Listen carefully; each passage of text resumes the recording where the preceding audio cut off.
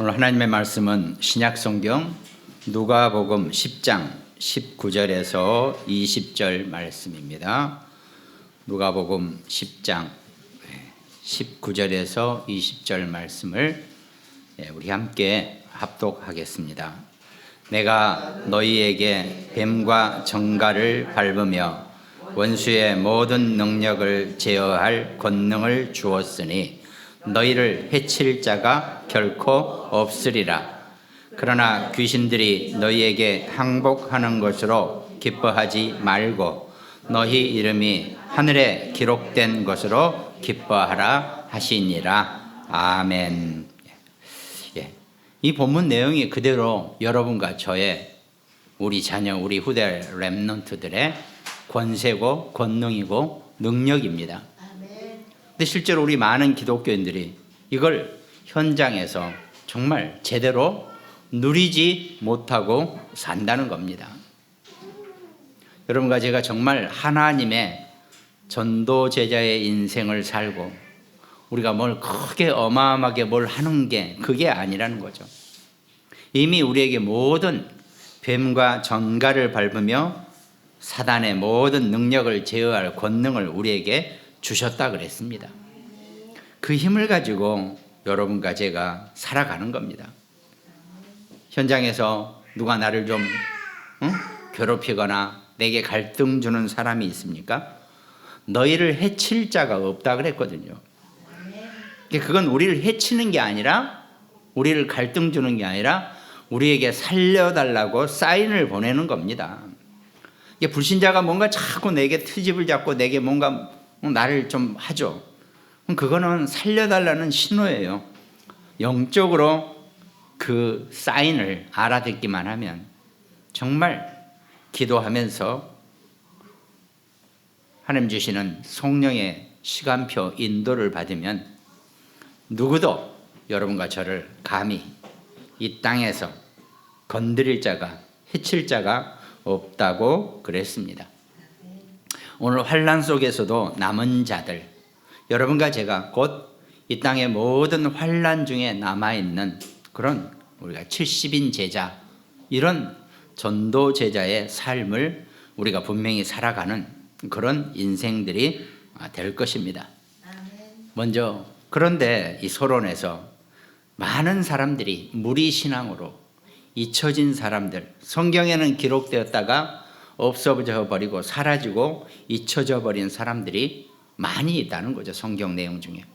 그 중에 초대교회 신약에서 몇 군데를 보면은 마태복음 14장 21절에 보니까 먹은 사람은 여자와 어린이 외에 5,000명이나 되었더라 그랬습니다.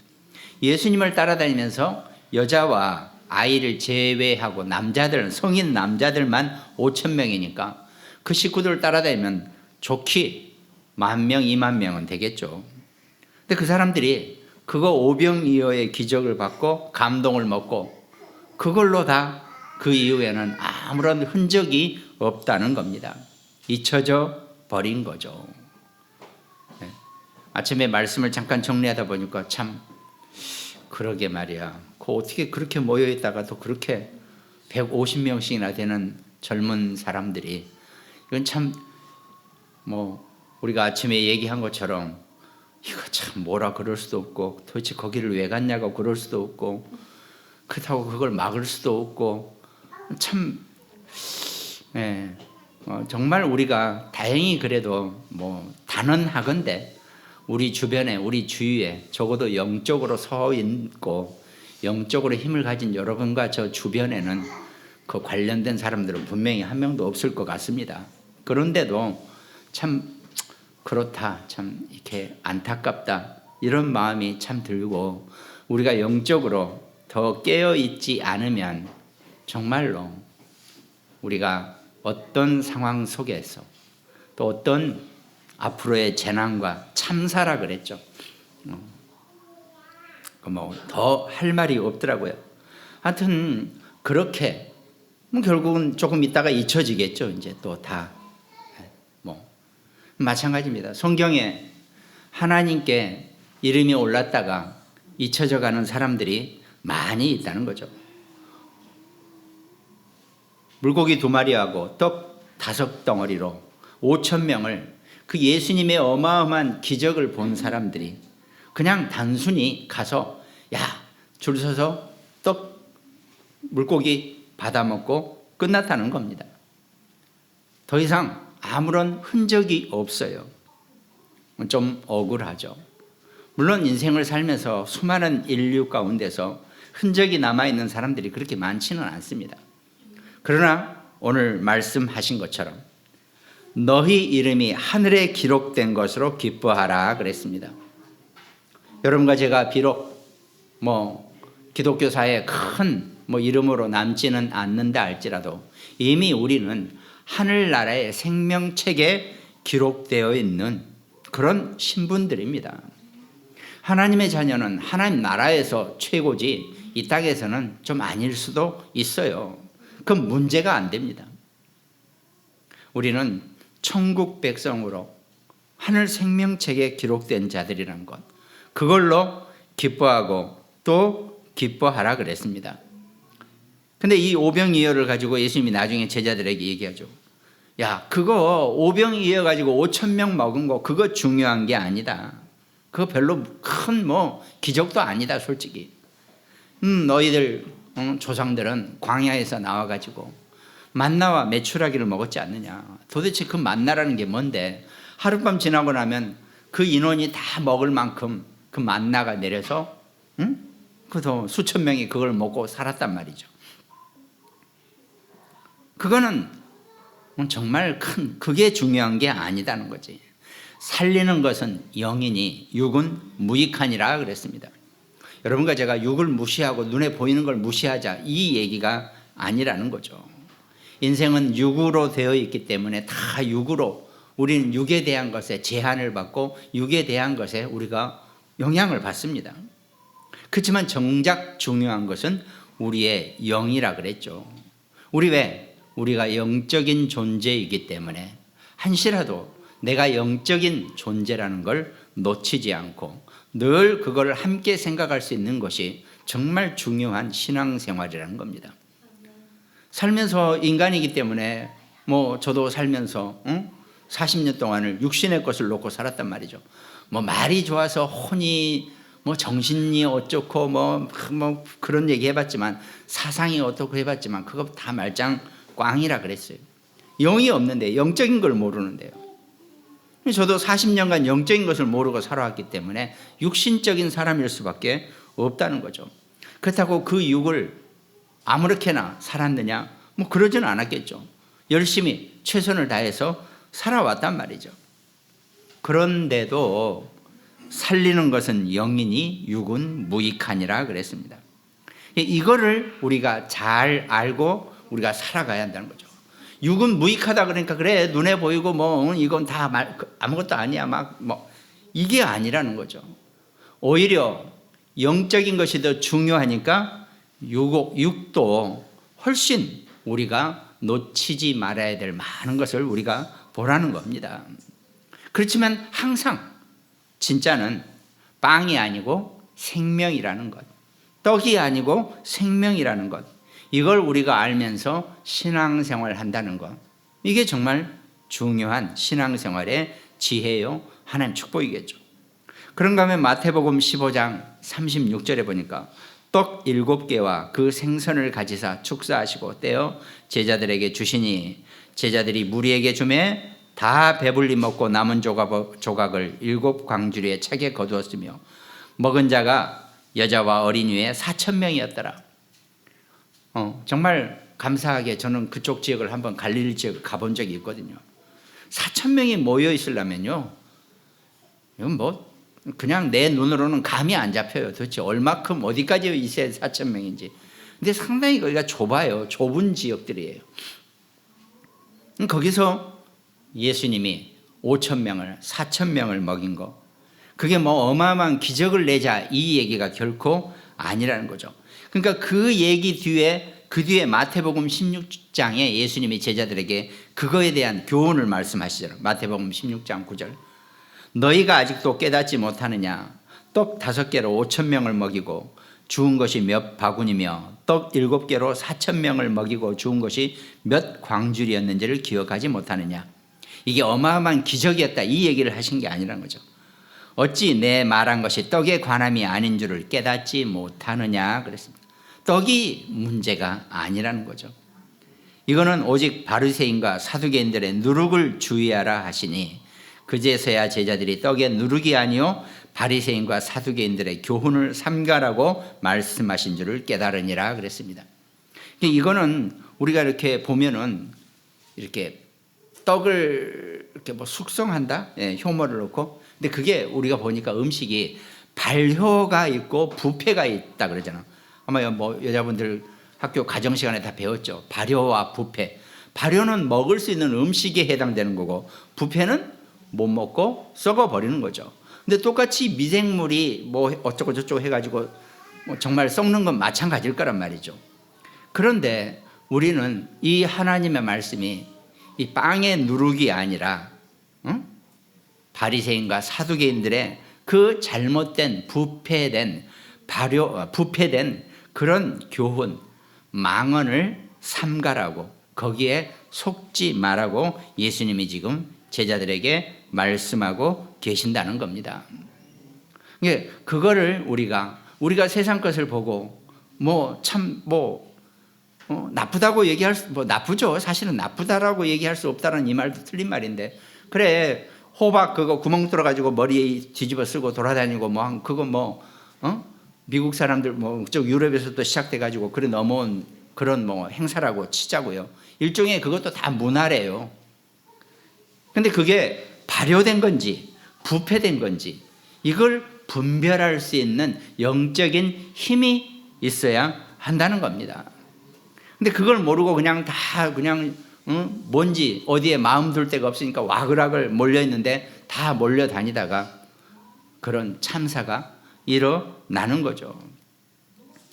이렇게 이제 기억을 되살려 보니까 그쪽 이태원 그쪽이 해밀턴 호텔 건너편 이쪽은 저 위에 무슬림 모스크가 있어요.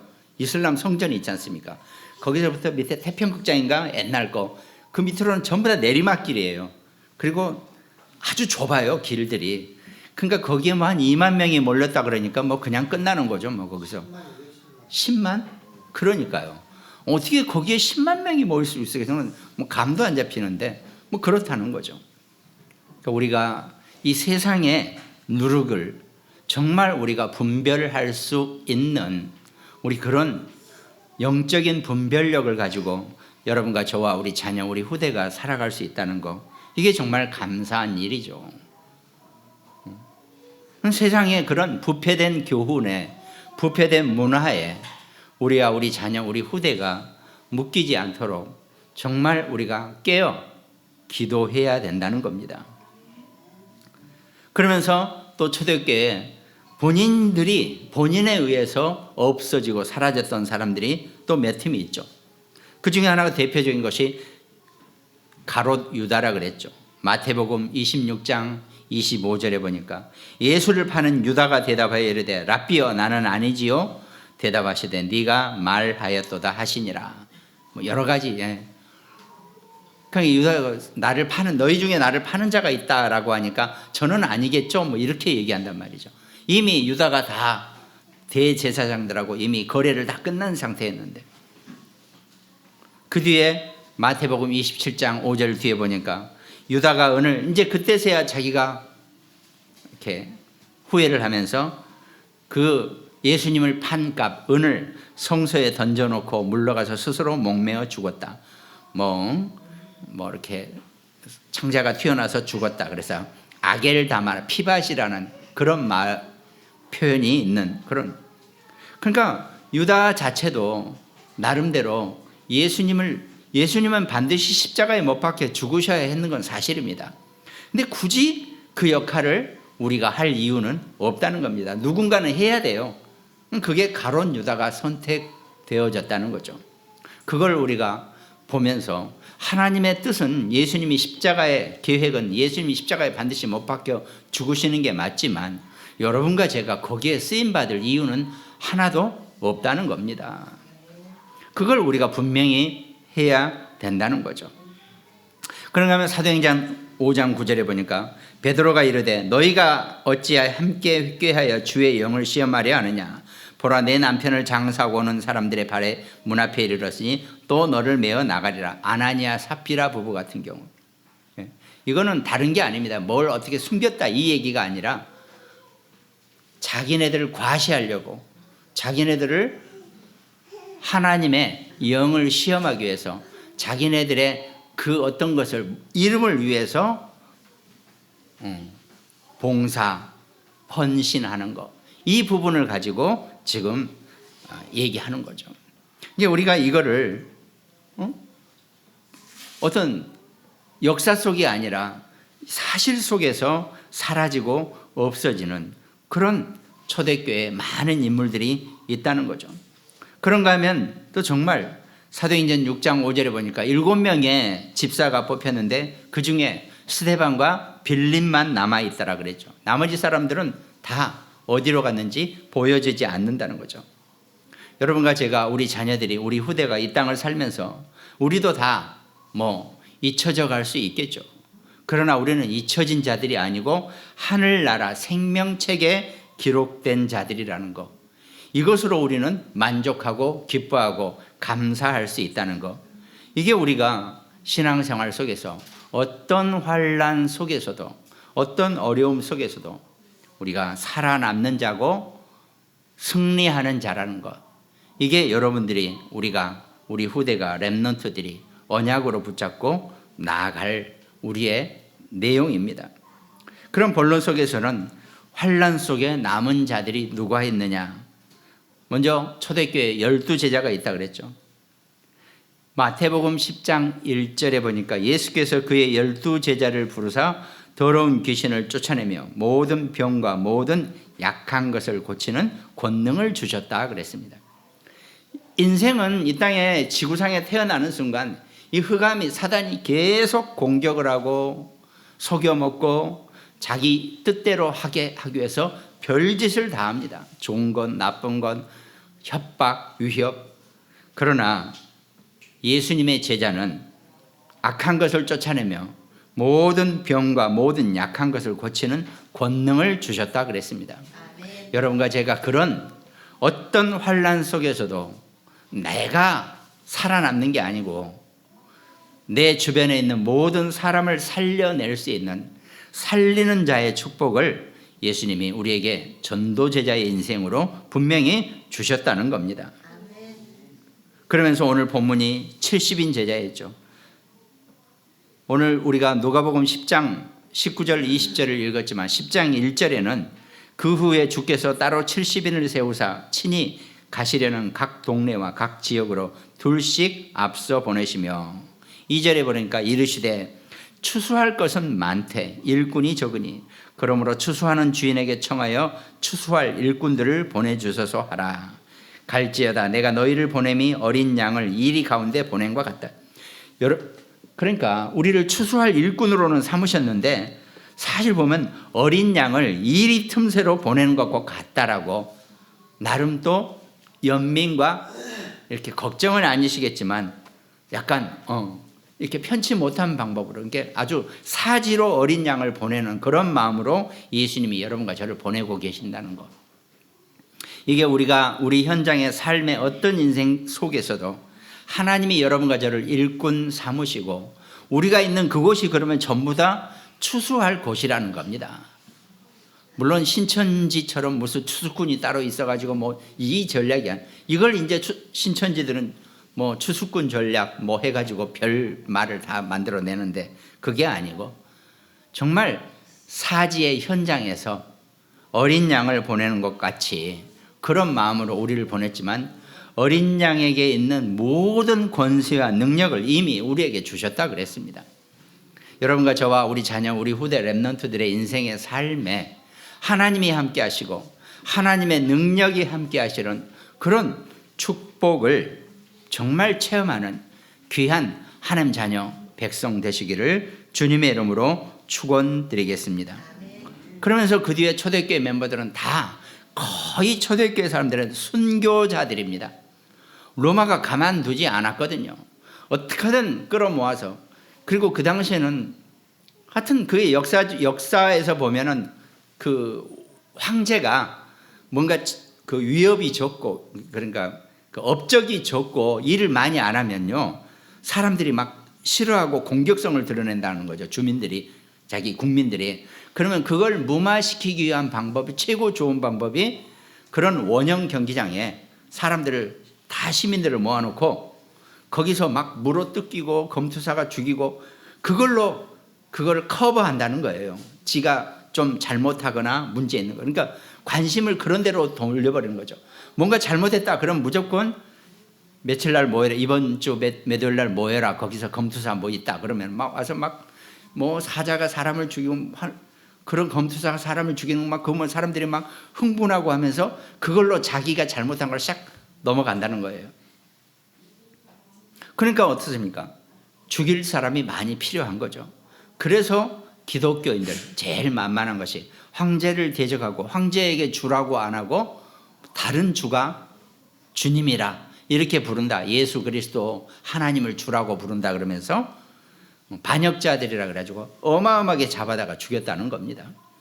사실은 뭐 그 이탈리 그런 원형 경기장 이런 데 가보면 그게 참 관광지로 유적지로 가보긴 하지만 거기서 인류 역사 속에서 어마어마한 사람들이 피를 흘리고 죽었다는 거, 거기에 있는 밟고 있는 흙 자체가요, 사람들의 혈액이 응고돼서 거기서 섞여 있는 그런 피라는 걸 생각하면요, 또 다른 생각이 들 겁니다. 하여튼 기독교들은, 초대교회 기독교들은 그렇게 순교를 했다는 겁니다. 그 사람들이 다 이름이 남아있지 않고 다 없어졌지만 그 이름은 어디에? 하늘의 생명책에 기록되어 있다는 것. 그게 여러분과 저가, 우리가 살면서 정말 놓치지 말아야 될 우리의 축복이고 우리 자녀, 우리 후대가 누려야 될 정말 기쁨이라고 얘기해도 전혀 틀리지가 않는 거죠. 그 응답과 축복을 여러분과 저와 우리 자녀, 우리 후대들이 누릴 수 있도록 우리가 어떤 믿음을 가지고 어떤 신앙을 가지고 살 수 있는 거, 뭐 열심 봉사 충성 이 얘기를 지금 하는 게 아니라는 겁니다. 우리가 올바르고 성숙된 믿음의 증인의 삶을 살 수 있는 것, 이게 우리가 우리 후대에게 남겨줄 최고의 유산이고 자산이 될 것입니다. 또 본론의 두 번째가 그것 때문에 결국은 내가 신앙생활을 어떻게 시작했느냐, 내가 신앙생활을 무엇 때문에 하느냐, 이 동기를 완전히 바꿔버리는 것. 초대교회는 이 동기를 바꾸라고 말씀하고 계신다는 겁니다. 그거는 세 가지 언약이 있었죠. 갈보리산 언약, 요한복음 19장 30절. 예수께서 신포도주를 받으신 후에 이르시되 다 이루었다 하시고 머리를 숙이니 영혼이 떠나가시는, 예수님이 십자가에서 인생의 모든 것에 해당되는 부분을 다 끝내셨다라고 분명히 선포하셨다는 겁니다. 죽기 직전에 그리스도가 선포하신 겁니다. 이제 모든 것을 다 끝냈다라고 말씀하신 것입니다. 다 끝냈다는 그 언약을 붙잡고 세상을, 내 삶의 문제를, 내 현장에 내 것을 한번 보시기 바랍니다. 다 예수님이 끝내놓으신 거기 때문에 하나도 내게는 문제될 게 없고 내게 걱정될 게 없고, 대부분 사람들은요, 문제, 걱정, 뭐 언짢은 거 이런 것은요, 내가 기준을 정해놨기 때문에 그 기준이 안 되니까 문제고 언짢고 이렇게 생각한단 말이죠. 기준을 내가 정하는 게 결코 아니라는 겁니다. 이미 하나님이 여러분과 제게 기준을 정해놨기 때문에 우리는 그 기준에 맞게 우리가 맞춰주면 되는 겁니다. 살다 보면 사람이 좀 높은 기준도 있고 낮은 기준도 있겠죠. 그게 우리의 문제가 결코 될 수가 없다는 겁니다. 예수님께서 왜 다 이루었다라고 약속하신, 선포하신 그 언약 때문에 그렇다는 겁니다. 그러면서 사도행전 1장 3절의 언약, 하나님 나라의 일이라 그랬습니다. 우리가 요한복음 말씀했죠. 하나님께서 보내신 자를 믿는 것이 하나님의 일이라 그랬습니다. 모든 인간이 이 땅에 태어나면서 하나님을 떠난 상태로 죄인으로 태어난다 그랬죠. 도대체 그 죄가 뭔지도 모르고 원죄가 뭔지도 모르고 우리는 살아온다는 겁니다. 왜? 죄를 지어본 적이 없으니까요. 뭐 맞는 것 같지만 틀린 얘기죠. 그러나 우리가 육신으로 살면서는 죄를 진 적이 없었기 때문에 원죄가 뭔지도 몰라요. 그러니까 내 힘으로는 절대 해결이 안 된다는 겁니다. 그래서 십자가의 그리스도가 다 이루었다라고 말씀하신 거, 그걸 믿는 믿음을 하나님 나라의 일이라 그랬습니다. 하나님 나라의 일은 여러분과 제가 그 그리스도가 십자가에서 모든 것을 다 끝내셨다는 것을 내 주변에 있는 사람들에게, 나를 만나는 사람들에게 증거하고 전달하는 것, 그것이 하나님 나라의 일이라 그랬습니다. 그러면서 사도행전 2장 1절, 오순절 날이 이미 이르며 그들이 다 같이 한 곳에 모였더니 하나님을 찬미하며 또 온 백성에게 칭송을 받으니 주께서 구원받는 사람을 날마다 더하게 하시니라.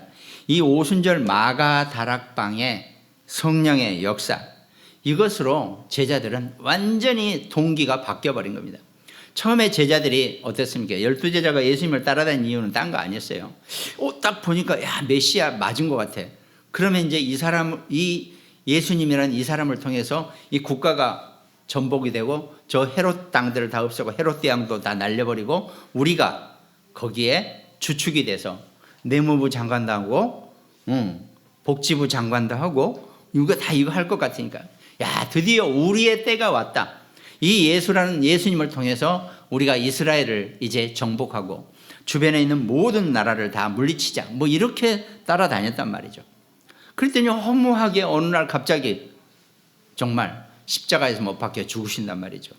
그러니까 제자들은 완전히 이제 우리가 뭐 한 것처럼 진짜 완전히 줄 끊어진 연이라는 거죠. 그런데 보니까 다시 살아나셨어요. 그리고 40일 동안 하나님 나라의 일에 대해서 설명하시고 땅끝까지 증인이 되라고 말씀하시고 이 부활을 보고 나니까 제자들이 완전히 동기가 바꾸어져 버렸다는 겁니다.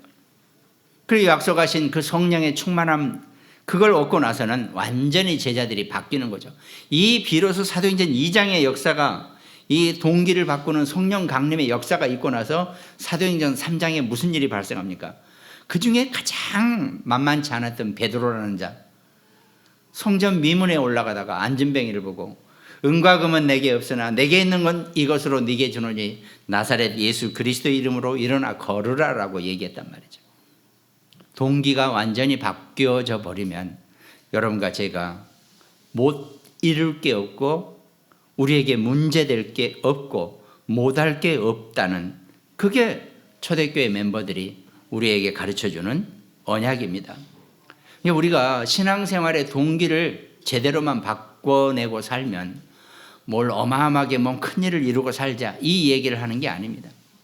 우리가 우리 후대들에게 무엇을 남겨주고 어떤 모습을 보여주고 갈 것인가, 이게 우리의 최고의 하나님 우리에게 주시는 은혜요 축복이 될 것입니다. 결국은 이런 초대교회 사람들이 모여서 바울을 중심으로 본론의 세 번째, 로마와 세계를 바꾼 절대 언약을 붙잡게 된다는 겁니다. 사도행전 8장 3절, 사울이 교회를 잔멸할세 각 집에 들어가 남녀를 끌어다가 옥에 넘기니라. 처음에 이 바울은 사울이라는 이름을 갖고 완전히 대제사장의 인증을 받아서 예수 그리스도 이름을 얘기하는 자는 누구든 잡아다가 죽일 수 있다는 살인 면허까지 받아가지고 이 사울이 돌아다녔단 말이죠. 그러니까 뭐 각 집마다 찾아내서 너 예수쟁인지 아닌지 찾아내가지고, 그때는 초대교회 사람들은요 우리보다 믿음이 더 좋았어요. 한마디 물어보면 된다 그러잖아요. 너 예수파야 아니야? 그러면 절대 거짓말을 안 한다니. 예수 나의 그리스도 그러면 붙잡아 간다는 거죠. 거짓말을 나 몰라요. 예수 모르는 베드로처럼 나 몰라요. 이렇게도 안 했다는 겁니다. 그 십자가의 그리스도의 그 부활의 역사까지 봤기 때문에 이 초대교회 멤버는 그 부분에 자기 신앙에 있어서 거짓말을 할 수가 없었던 거죠. 이게 잡기도 쉬워요. 그래가지고 그 많은 사람들을 다 잔멸했다 그랬습니다. 그런 사울이 나중에 사도행전 9장 15절에 보니까 이 아나니아에게 하나님 말씀하시죠. 주께서 이르시되 가라, 이 사람은 내 이름을 이방인과 임금들과 이스라엘 자손들에게 전하기 위하여 택한 나의 그릇이라 그랬습니다. 여러분과 제가 우리 자녀, 우리 후대, 우리 자녀들, 아이들, 우리 렘넌트들이 하나님의 택한 하나님의 그릇 되시기를 주님의 이름으로 축원드리겠습니다. 하나님의 그릇이면 됩니다. 여러분과 저는 뭘 많이 했다, 적게 했다, 뭐 어마어마하게 해야 된다, 빛나야 된다, 이 얘기가 아닙니다. 하나님께 택한 그릇이면 우리는 충분하다는 겁니다. 그가 내 이름을 위하여 얼마나 많은 고난을 받아야 할 것을 내가 그에게, 아니 하나님께 택한 그릇이 됐다고 좋아했더니 내 이름을 위하여 얼마나 고난을 많이 받아야 할 것을 내가 그에게, 아니 택해서 좋은 줄 알았더니 바울에게 남은 것은 어마어마한 고난이 남아 있다는 겁니다. 물론 우리가 고난을 즐겨할 이유도 없겠지만 하나님의 이 일을 위해서 택한 자의 고난을 받는다면 그 고난 또한 받을 만하다는 것이라는 겁니다. 그 고난이 무서워서 우리가 뭘 못하는 건 아니니까요. 그러니까 하나님이 이 로마 세계복음화를 위한 택한 그릇으로 여러분과 저와 우리 자녀, 우리 후대를 사용하신다면 우리는 정말 감사함으로 그 택함을 우리가 축복하고 우리가 그 일에 최고의 증인의 삶을 살 수 있게 되면 된다는 겁니다. 그러면서 바울에게 로마의 언약을 주었죠. 사도행전 19장 21절에 이 일이 있은 후에 바울이 마게도냐 아가를 거쳐 예루살렘에 가리켰죠. 이르되 내가 그 후에 로마도 보아야 하리라고 그랬습니다. 바울이 내가 로마로 가야겠다 그랬습니다. 지금 로마에서는 바울의 수별의 영이 떨어졌는데 더군다나 그리스도, 예수 그리스도 얘기만 하면 바로 지금 아까 제가 말씀드린 것처럼 지금 그 원형 경기장에서 죽일 사람이 부족해요. 그러니까 뭐 온갖 사람을 갖다 잡아야 되는데 특별히 1순위가 기독교인, 그리스도인이란 말이죠. 그러니까 막 잡아 들어간단 말이죠. 그런데 바울이 그 지명 수배자 1호인데 내가 로마도 보아야 하리라 라고 하면서 이 로마의 언약을 바울이 들고 갑니다. 또 사도행전 23장 11절 네가 예루살렘에서 나의 일을 증언한 같이 로마에서도 증언하여야 하리라 그랬어요. 하나님이 바울에게 친히 네가 로마 가서 내 일을 증언해야 된다라고 말씀하고 계신다는 겁니다.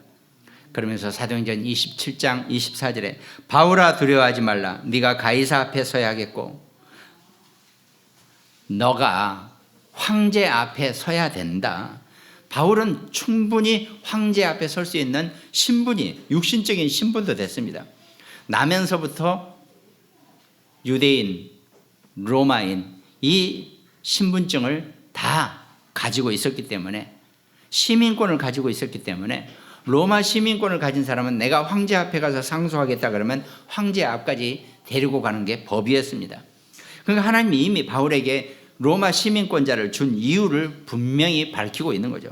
네가 어디 가서 폼재고 잘난 체 하기 위해서 네가 로마 시민권을 갖고 있는 게 아니다. 네가 가이사 앞에 서기 위해서 로마 시민권자를 줬다는 것. 하나님이 여러분과 저에게 혹시 우리에게 정말 좋은 축복을 주셨다면 그건 반드시 하나님의 일을 위해서 하나님 앞에 서야 될 일이 있기 때문에 우리에게 주셨다는 것. 우리에게 모든 기독교인에게 주신 축복은 하나님의 영광을 위한 축복일 뿐이지 다른 건 없습니다. 그러나 불신자들은 어떻습니까? 불신자들이 만약에 무슨 로또에 당첨됐다, 대박이 났다, 그거 전부 다 사단에게 속임을 당하는 거지 아무것도 아닌 거죠. 불신자들은 하나님께 영광을 올리는 겁니다.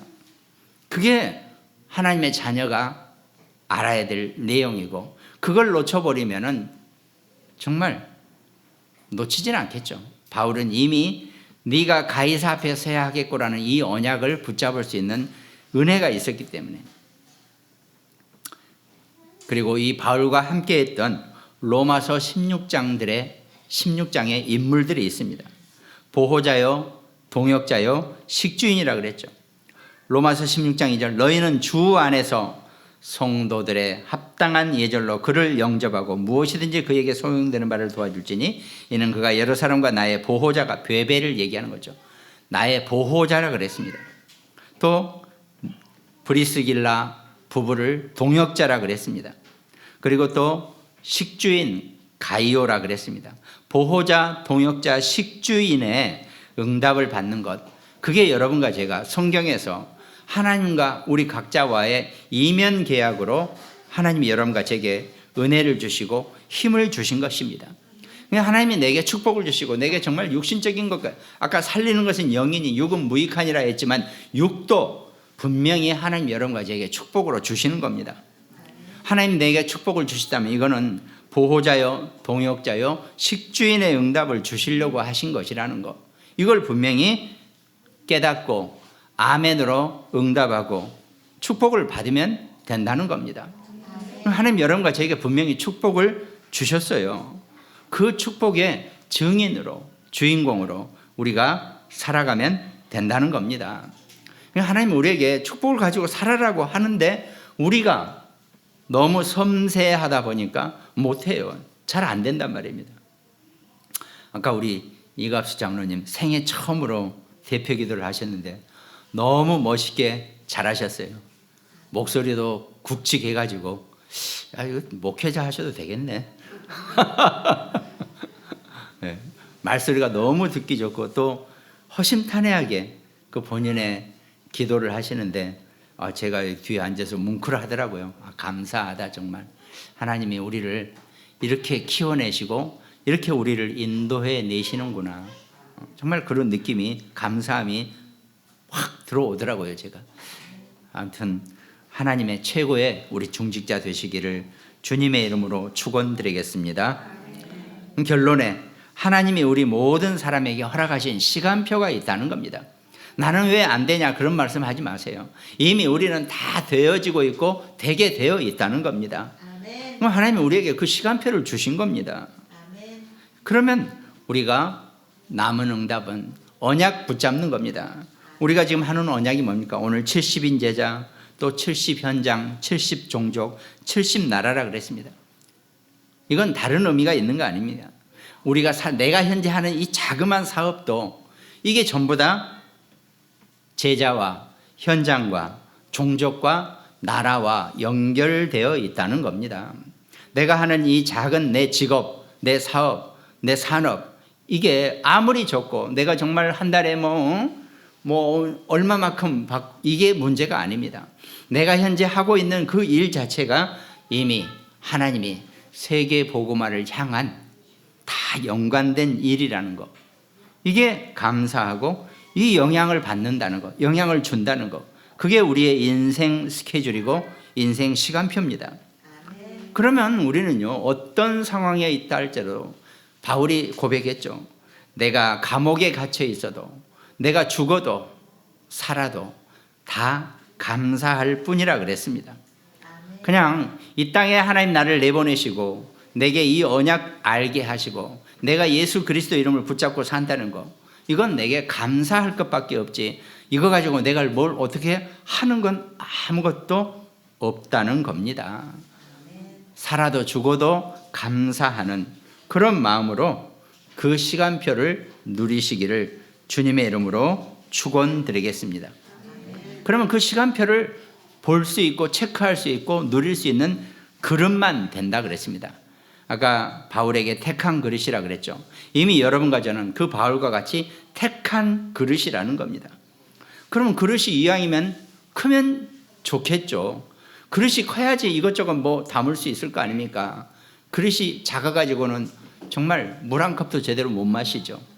그거 말고 하나님이 여러분과 저를 세계를 품을 수 있고 세계 복음화할 수 있는 그 응답의 그릇을 우리에게 분명히 주셨다는 겁니다.